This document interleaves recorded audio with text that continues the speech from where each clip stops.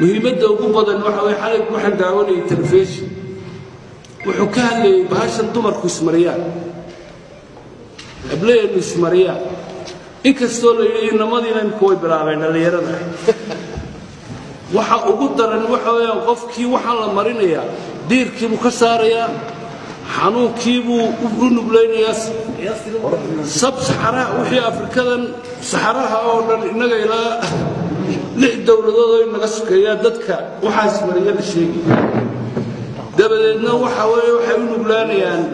kansarkii waxay u nuglaanayaan macaankii waxay u nuglaanayaan wax walba dee qof bini'aadmiyo diirkii laga saaray waad garanaysa aan ku wacyigelinno dhallinyaradeenna in dawadaas la joojiyo waayo jidhkaagii ayay furaysaa waa la qabaa dee qolada afrikaanka ee qaylinaysee dadkoodii sawiraysee dhibaatada ay leedahay dadka tusaysa si kuwa kale uga badbaadaan kow niman kaloo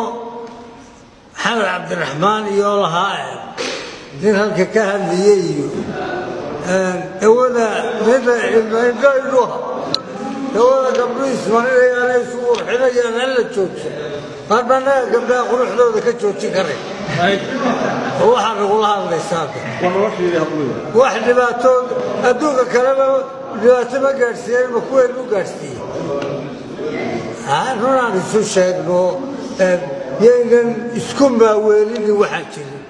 dawad jir dishaa ma jirto kow